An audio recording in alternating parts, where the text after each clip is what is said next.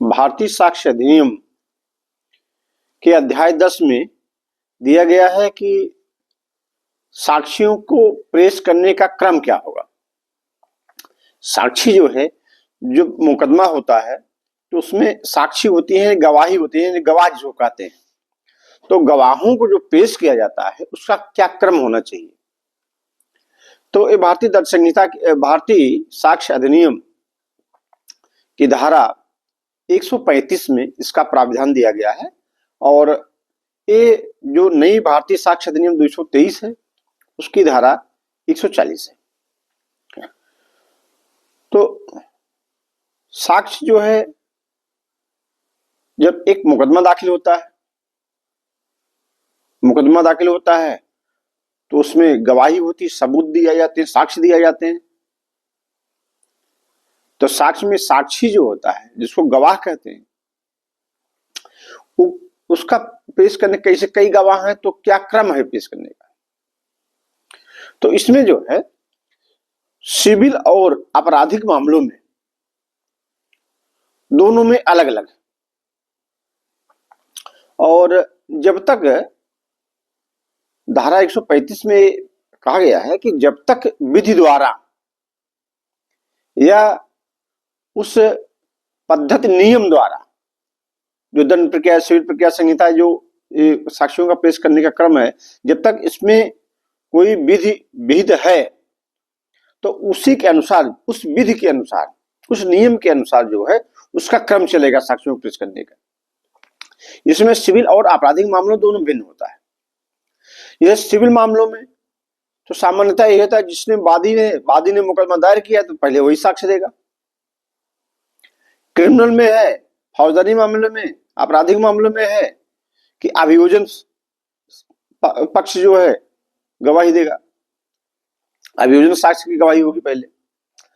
लेकिन सिविल मामलों में थोड़ा सा और भिन्नता भी है कि वादी जिसने मुकदमा दायर किया है वो साक्ष्य देगा, लेकिन कुछ परिस्थितियों में प्रतिवादी के पहले साक्ष्य हो जाता है।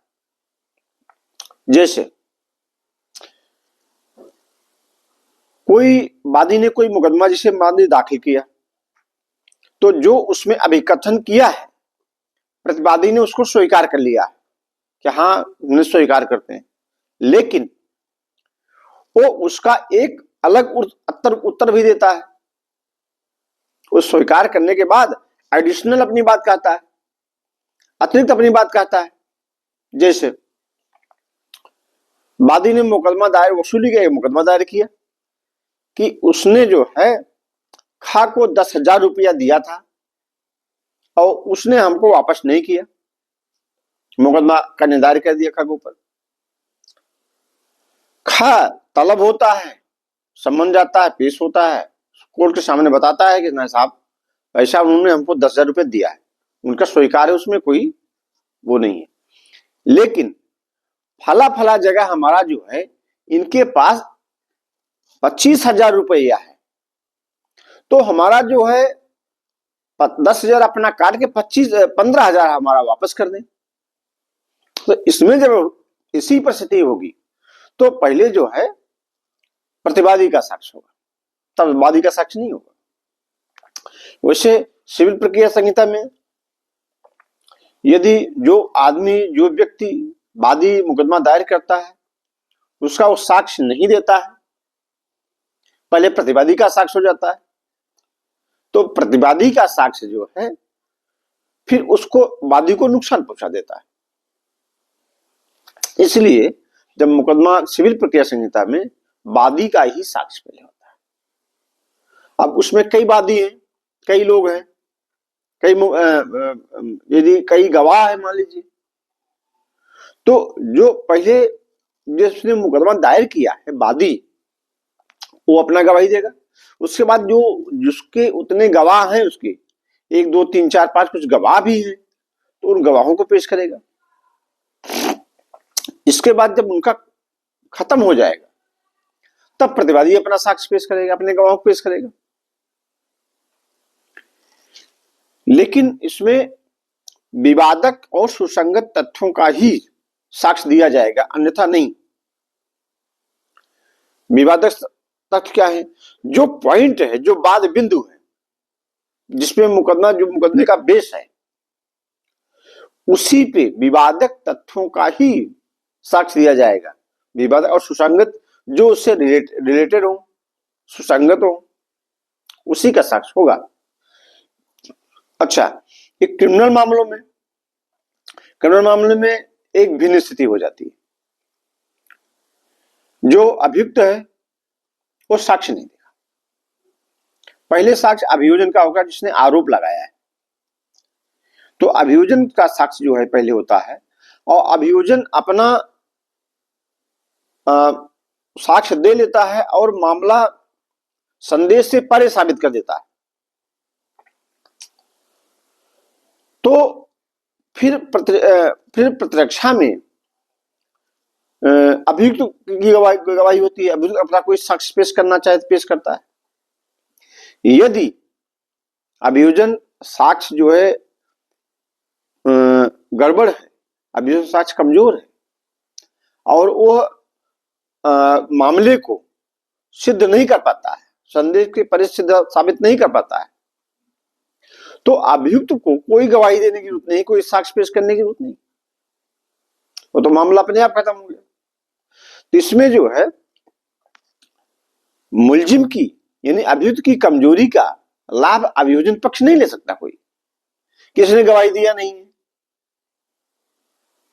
तो अभियोजन पक्ष अभियुक्त की कमजोरी का कोई लाभ उसको नहीं मिल सकता। हाँ, अभियोजन की कमजोरी का लाभ अभियुक्त को मिल जाएगा। अभियोजन संदेह के परे साबित नहीं कर पाता है अपना आरोप, अपना मुकदमा, जो आरोप लगाया है, तो संदेह का लाभ देते उसको बरी कर दिया जाएगा अभियुक्त को।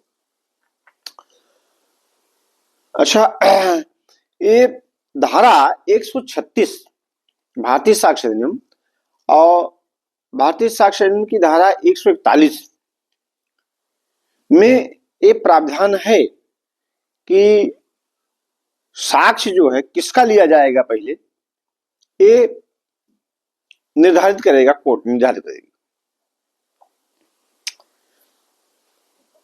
वो कोर्ट निर्धारित करेगी कि सुसंगत और विवादित तथ्यों का ही साक्ष्य दिया जाएगा। मान लीजिए सिविल मामलों में तो पहले वादी देता है, अभियोजन क्रिमिनल मामलों में अभियोजन पक्ष द्वारा होता है। तो कोर्ट इसमें जो है कोई डिस्टर्ब नहीं करती। लेकिन यदि प्रतिवादी पहले साक्ष्य देना चाहता है तो कोर्ट पूछती है कि जो साक्ष्य देने जा रहा है वह यदि मान लीजिए साबित हो जाता है तो किस प्रकार से सुसंगत होगा। ये सुसंगत नहीं है तो साक्ष्य देने से उसको रोक देती है, उसका साक्ष्य ग्रहण नहीं करती।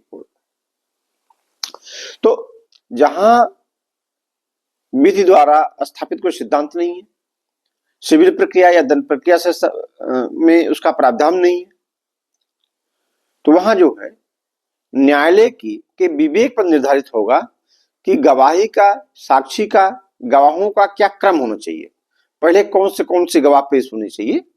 जब तक अन्यथा विहित नहीं है कहीं तो न्यायालय के विवेक पर है। यदि विहित है, सिद्धांत कोई नियम है, तो उसके अनुसार फिर गवाही होगी, उस क्रम के अनुसार गवाही होगी। तो भारतीय साक्ष्य अधिनियम में, दंड प्रक्रिया संहिता में, सिविल प्रक्रिया संहिता में गवाहों का क्रम जो दिया गया है उसी के अनुसार गवाही होगी। सिविल प्रक्रिया में पहले वादी की, तत्पश्चात प्रतिवादी की। अभी क्रिमिनल मामले में यानी फौजदारी के मामले में, आपराधिक मामले में पहले अभियोजन पक्ष की गवाही होगी। अब धारा 136 भारतीय साक्ष्य अधिनियम और भारतीय साक्ष्य अधिनियम 2023 की धारा 142 में परीक्षा के बारे में बताया गया है, गवाहों के बारे में बताया गया है, गवाही के बारे में बताया गया है किस प्रकार से होगी। पहले मुख्य परीक्षा होती है, यानी जो गवाह जिसने मुकदमा दायर किया है उस यानी वादी की पहले मुख्य परीक्षा। अभियोजन पक्ष में अभियोजन पक्ष के वादी जिसने FIR दर्ज कराया है उसकी मुख्य परीक्षा होगी। तो गवाहों का क्रम यह है, पहले मुख्य परीक्षा होगी। मुख्य मतलब चीफ एग्जामिनेशन। तो इसमें जिस वादी को बुलाया गया है, वादी अपना गवाही देगा। इसके बाद उसकी प्रतिपरीक्षा होगी, यानी क्रॉस एग्जामिनेशन होगा। प्रतिपरीक्षा मतलब जीरा, क्रॉस एग्जामिनेशन जीरा।